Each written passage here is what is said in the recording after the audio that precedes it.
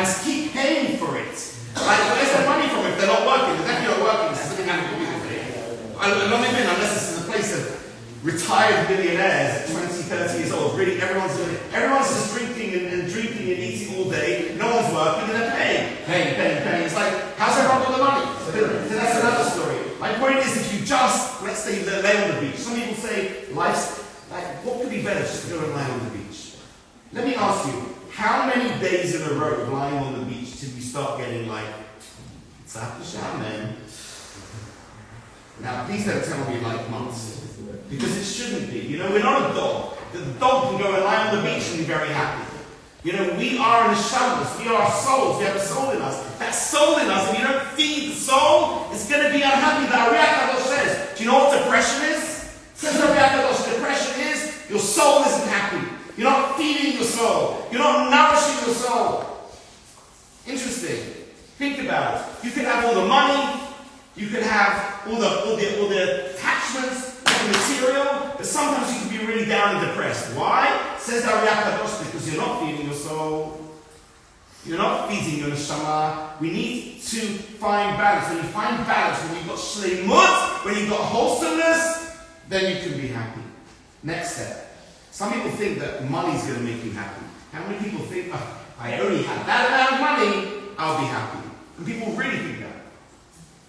People spend their lives racing and moving towards, if only I have that money. The answer, I'm going to be happy when.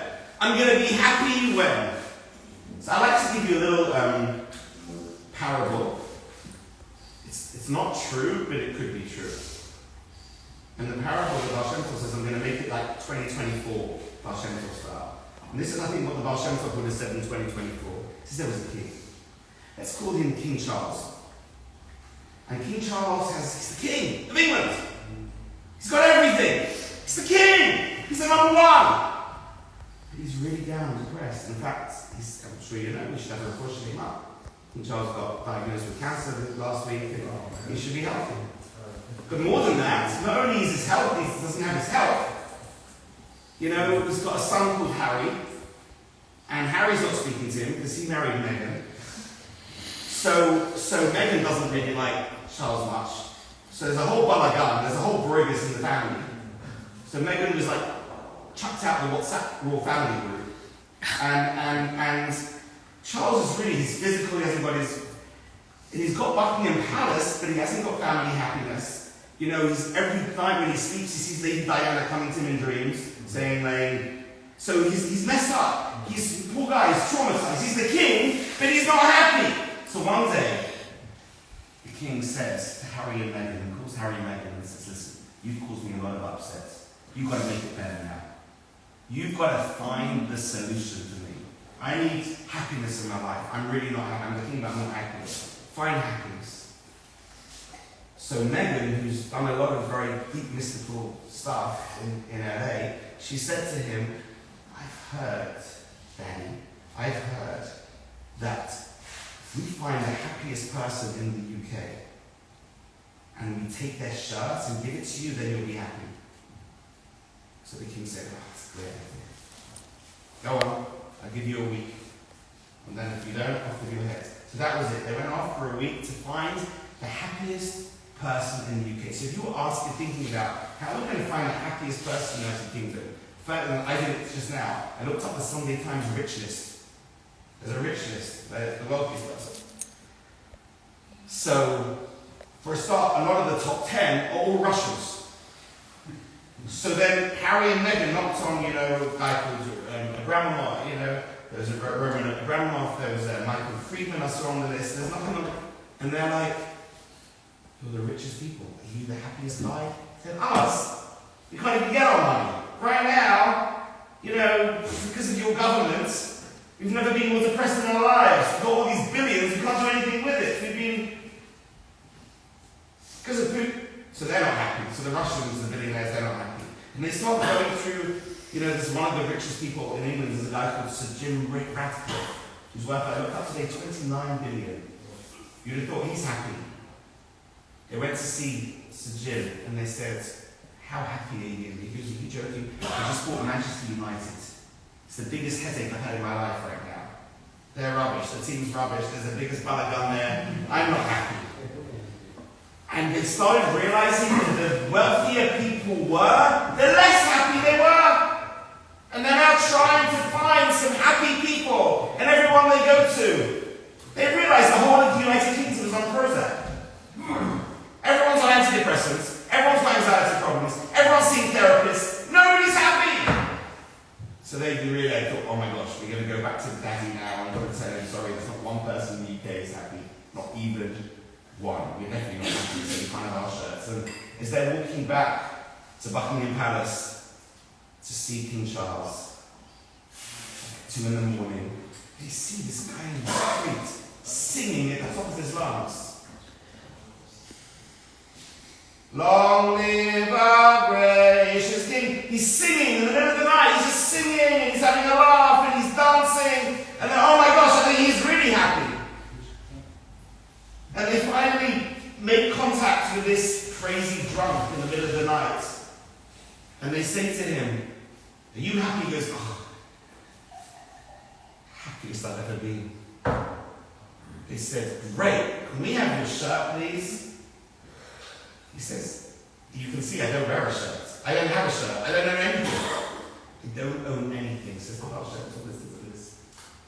The happier you are is the less attached you are to possessions. It says in Pirkei Avot, Marbeh Nechasim, Marbeh Da'adot. The more property you have, the more worries. You know, we were so excited to come and get a space for JTLV for you guys. But guess what? The bigger the space, the more the issues. And again, being in Tel Aviv and me not kind of knowing how to negotiate, even this morning, electricians coming in, plumbers coming in, mazganim stopping working, you know, anything that can go wrong goes wrong. I mean, I have to tell you the truth, right? And actually, you couldn't make it up. I'm not even, this isn't even a joke, this is actually true. Electrician comes in, says, oh, big balagan, big problems. And he cuts all the electricity off. I said, fine. He goes, you need an air conditioning expert. So Amanda very nicely today went to get a lovely air conditioning expert. That's Amanda there. Thank you, Amanda. She managed to find an air conditioning mumcha expert, one of the best air conditioning experts of all time. Walks in and says, air conditioning, okay? He goes, let's put it on. I know, the electrician said, you can do that. He goes, I do air conditioners. I don't do electrics. I said, oh no, wait. The electrician says, he turned everything off. And he says, you're the one who's got to come in. He goes, no. You've got to call the electrician in. I can't touch the electrics. I do air conditioning. So I have to get on the phone to the to the electrician man. I said, what'd you send me in for if he... Biggest balagan. So, the more air conditioners, the more the problems. You know, the more the space, the more the, Baruch Hashem, I've got no hair to fall out anymore. You know, otherwise they'd be falling out. Why? Because when you have attachments, I'll let you into a little bit of a secret. You know what the Tzaddikim say? When you have possessions, don't grow too attached to them. Because if you think, I'm happy because of my house, we've got this phrase in England, my house is my castle. It's not yours. It says in Pirkei Avot, everything material is really Hashem's. He gives you for a bit, takes it away. Don't go too attached to the material. You'll only be disappointed. Shlomo Melech says, Ohev kesef, lo yispa kesef. Someone who loves money will never be satisfied with money. Yesh lemoneh, rotzeh matmayim. You have 100, you want 200. It's always double. It's never enough. You know, you would think people who won the lottery are the happiest people in the world. They're the most troubled.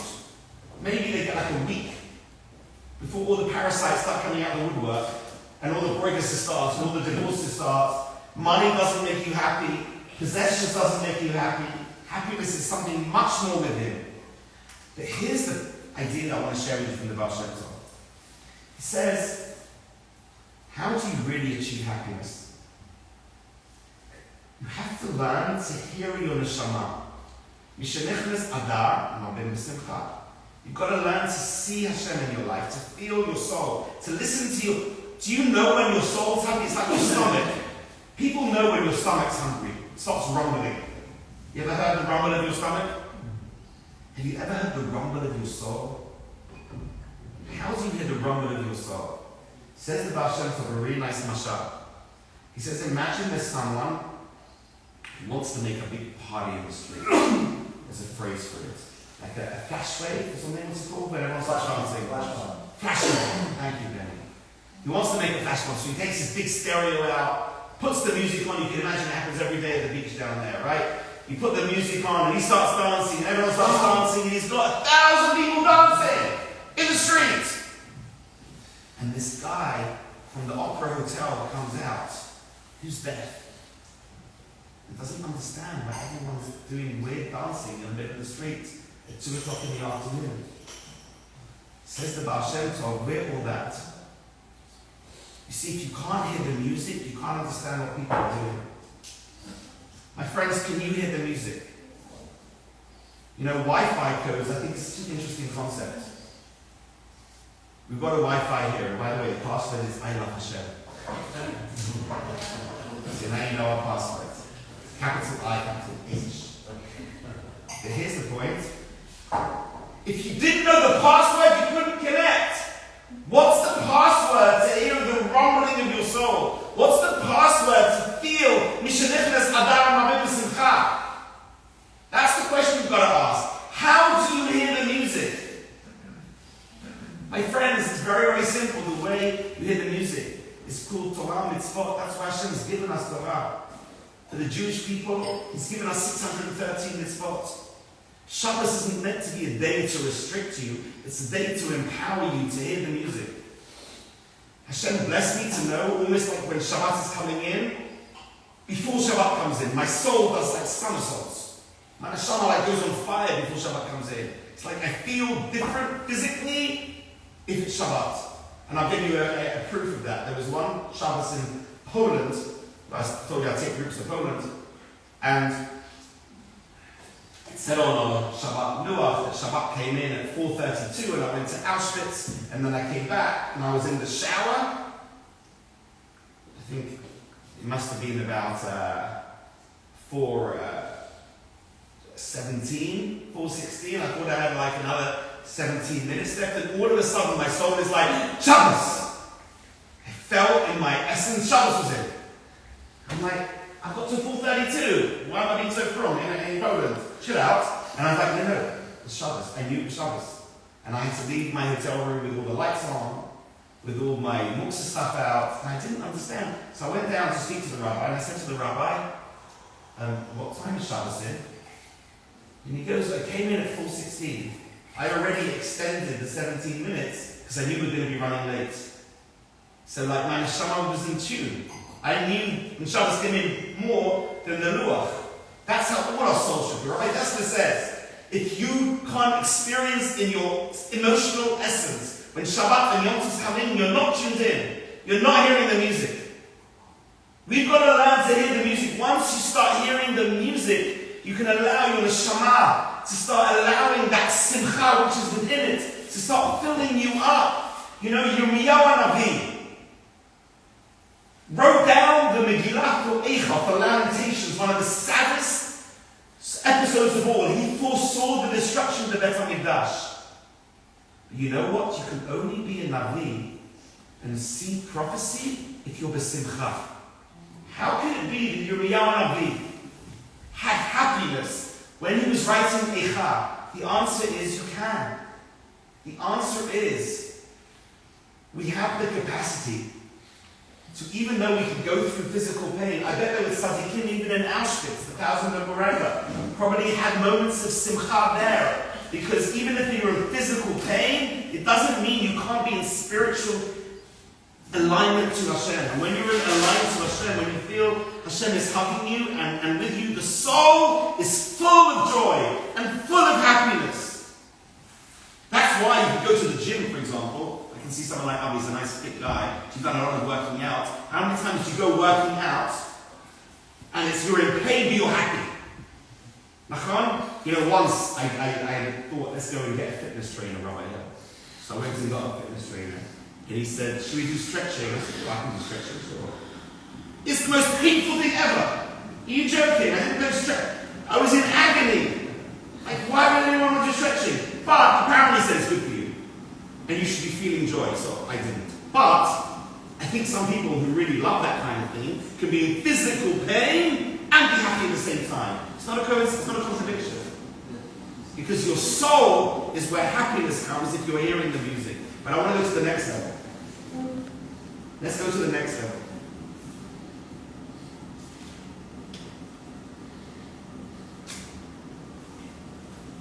I don't just want you to hear the music, I want you to become the music. There's a pasuk in Melachim Bet, chapter 15, verse 3. Listen to what this pasuk says. This is, by the way, it's worth coming just to this. This can change your life. If you understand the Magen of Mezrich, how he explains the pasuk in Melachim Bet. The pasuk in Melachim Bet says that Elisha the prophet wanted to receive prophecy, but he wasn't that happy. So, how did he get happy? He said, Yalla, I need to get a nice music on. I need to bring in the musician. So the pasuk says the following. I wrote it down just to make sure I got it right. Va'ata kach menagen. Let's go and get a musician, says Elisha. So they brought in a musician, and it says, V'haya kenagen hamenagen. When the musician's playing the music, V'tehi alav yad Hashem. That's when he started receiving prophecy. Says the Maggid of Mezrich. What does it mean, kenagen hamenagen? Listen to what the Maggid says, the student of the Baal Shem Tov. You want to be happy in life? When the musician became the music, he became happy. Have you ever done something where you lost yourself in the moment? You know, the reason I'm like hurting my neck and just going to the right seat of time is because when I share Torah, honestly, I lose sense of time.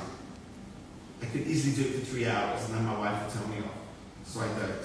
But because I don't know what I could close my eyes and just be here for 2 hours channeling and sharing with you. Because Baruch Hashem, I become kind of one with the words. When you're a musician, you watch musicians, they close their eyes when they're playing their music. The really best musicians become one with the music. The artists become one with the art. My dear friends, if you worked out in your life what you become one with, then you'll be happy. Have you worked out that the gift that Hashem has given you, are you expressing that? And what is it in your life that when you do it, time flies? When you do it, you become lost in it. Because you should be doing that every week, or maybe even every day. That's why Hashem has given you that gift. So the musician becomes the great musician when the musician becomes the music, when the artist becomes the art, when the tzaddik becomes Torah. We said about Rabbi Kanievsky, the big tzaddik in Bnei Brak, he literally was a walking Torah. You know, when I spoke at my dad's yortzeit a year when he did his memorial, I said about my holy father, and Avi knew him, he can testify. He was literally a Baal Tfilah. What is a Baal Tfilah? Baal Tfilah normally means someone who leads the Chazan. A Baal Tfilah means he owns Tfilah. He became Tfilah, like King David says, Va'ani Tfilah. The goal of prayer isn't just to pray, it's to become one with prayer. When I think of my dad, one of the things I think of him leading Rosh Hashanah Yom Kippur. You know, in fact, my wife always says, it's not the same without my dad leading it. He was a Chazan. He was he was literally a Baal Tfilah. But not only that, he was also a Ben Torah. He literally was a walking Torah. Wherever he was, he had a sefer. He was incredible about giving my mom lifts, right, left, and center. Whenever he was giving her a lift, he gave her a lift, had a sefer, learned a bit of Torah. By the way, he didn't have a phone. One of the only people I know not attached to his phone. He didn't even own a phone. Can you imagine in today's generation not to own a telephone?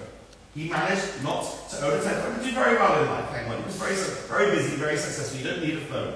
He didn't have a phone. He just was learning. And then my mum would come back. See, you know, when he had chemo, when he had cancer, he was having chemo, learning Torah during chemo. Because that's who he was. He was a Baal Tfilah, the Ben Torah. Our job is to become one with our mission, to become one with Hashem. And that's the real Shlemut. The real Shalom, my friends, is not you and Hashem. It's you in Hashem. The goal is to become wholesome and one. That's Misha Nichnas Adar. Hashem wants to come in you. You need to feel that you're a Chilek Elokai Mimah. Next point. There was a big tzaddik called Rabbi Wasserman. One of the tzaddikim, the students of the Chavetz Chaim, who tragically died during the Shoah. And he was known to be an absolute genius, the cleverest of all.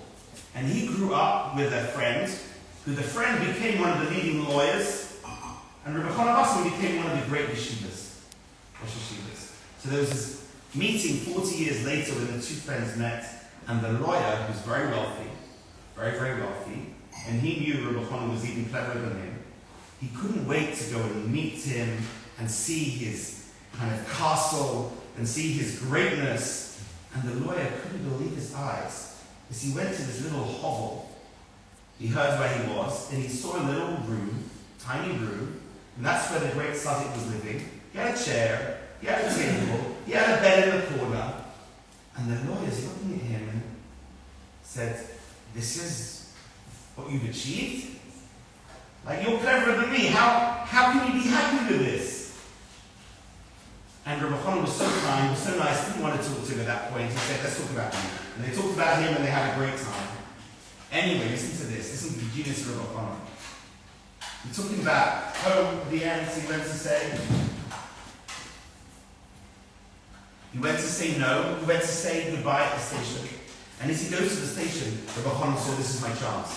This is my chance." What happened?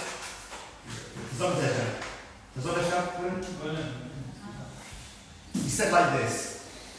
Listen to this. He goes to the train and he says to the lawyer, "You're taking the wrong train. What are you doing?" "That's a horrible train." "Ah, the train is beautiful. It's first class. You should be going taking the first class train." And the lawyer looked at him and said, "Are you stupid?"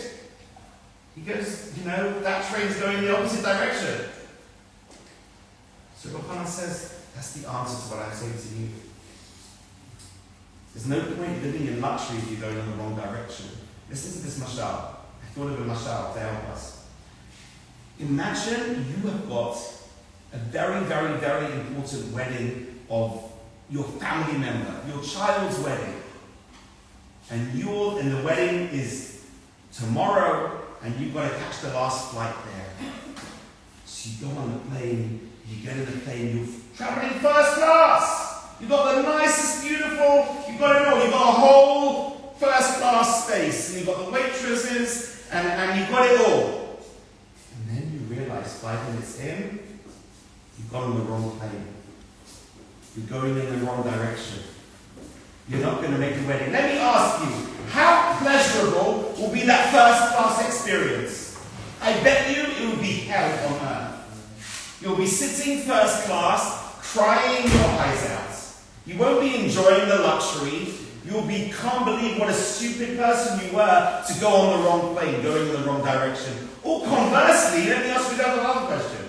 What if, at that moment, I could say to that person who's crying in first class, "I'm going to transport you to a little cabin where you're not even going to sit, you're not going to have a seat. You're just going to stand in the little cabin, you're going to get to your son's wedding." He will do anything to stop it. Because, my friends, it's not about your material surroundings. It's about, are you going in the right direction? And are you on the right trajectory? Or are you going where Hashem wants you to go to? And if, my friends, you're going to where Hashem wants you to go to, wow. You don't need,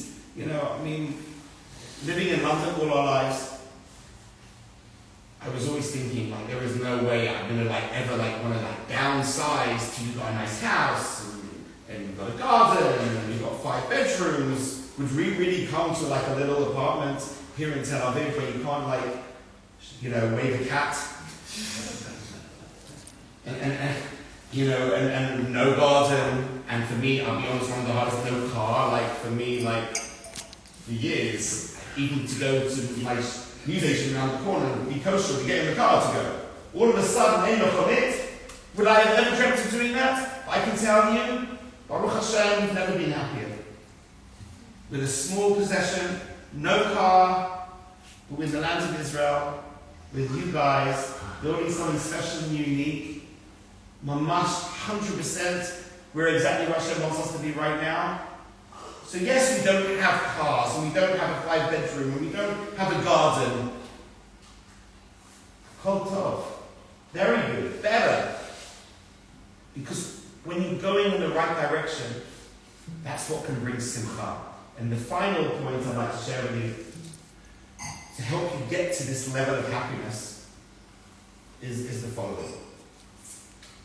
My Rabbi Nachman. So Rabbi Nachman writes something so deep, and I really just want to concentrate on this concept. He says you can only think of one thing at a time in your mind.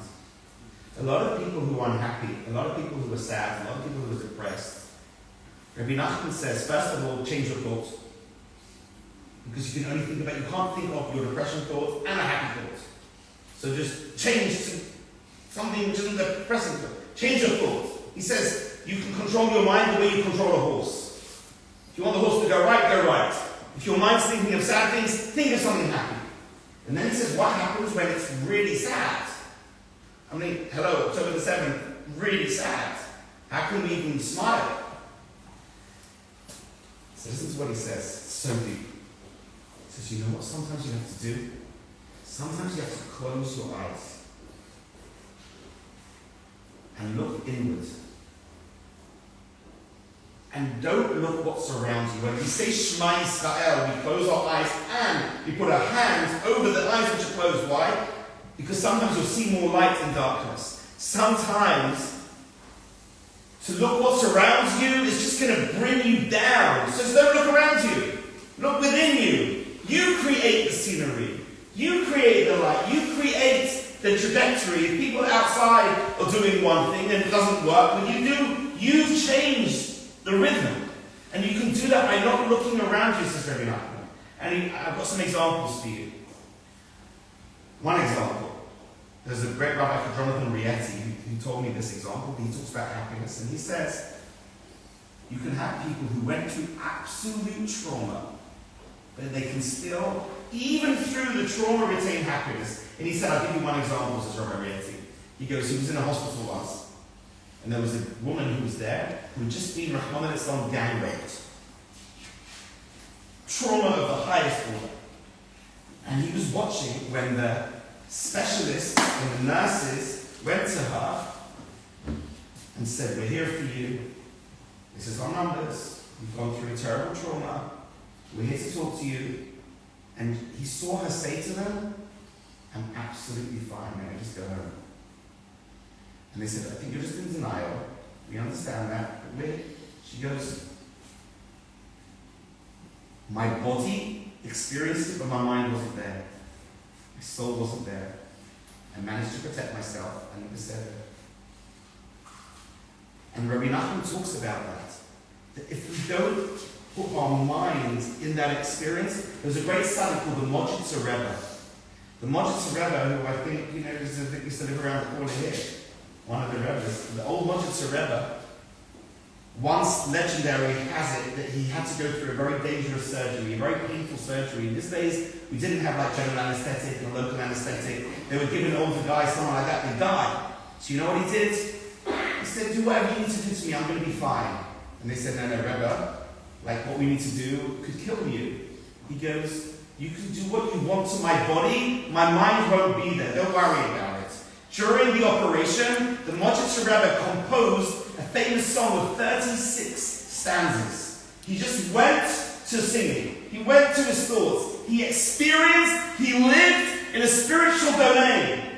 He left his body down there and his soul went up there and he was just fine. He was living with his songs. He was living with the stanzas, and that's what we're capable of doing, my friends. We're capable of going where Hashem wants us to go, and sometimes our body and the physical world isn't where it should be. It doesn't mean your mind has to be there, and it definitely doesn't mean your soul needs to be there. If we can just keep on the shamas, our souls, in in a higher place, if we can keep it vacancy to Hashem, we can achieve happiness. Just to finish off with one last point for Rabbi Tatz, one of my dear friends and mentors, the way he likes to talk about why you shouldn't be attached to attachment is a little parable. He says there was a king wanted to award some of the best citizens of this country. So he said to one of the citizens, we've got a reward for you. I'm going to give you 4 kind of sticks. I want you to think if this was you, right? Lands of Israel. You put a stick down on the ground, then you keep walking, then you're going to put another stick down, and then eventually a 3rd stick and a 4th stick. And whatever you put that 4th stick, it's all your land. Of course shut up. So let me ask you, what would you do if you had that? So the parable goes that the guy goes and takes the stick and he puts it down. And he starts walking and he's able to walk like for a mile or 2, then he's tired and he puts the 2nd stick. And then he goes on for another mile or 2 and puts the 3rd stick. And then he's got his 4th stick. And he hits that mile or 2 and he's tired. He's like, regular. I can just have a little bit more strength. And I'm not going to put the stick down yet. I can have more money. I can have more possessions. Why would I stop now? So he just rested a bit and he kept on walking. And then he was so tired. He was about to put the stick down. And then he thought to himself again, just relax. Give me a little sleep, a little rest. I put the stick down now, that's it. That's all I've got. So come on, you can do it. And the legend has it that he's still walking right now. He never stops. And how many of us make that mistake? And we need to learn to have that same drive with spirituality, but not with material. You'll be happy when you're with Hashem. By devoting our lives to a higher purpose, by devoting our lives to doing right, by devoting our lives to what your mission is in this world. Hashem should reward all of Am Yisrael with simcha. As we said, the Chafim should be released in the merit of the Torah we learned. Am Yisrael should be protected. The Chayal Yitzchak and Am Yisrael right now that they're fighting should have miracles protecting them. And very soon that shleimut that we have within us should then manifest to shalom, to peace, B'ezrat Hashem, in the whole world. Thank you. Thank you. Thank you, everybody. So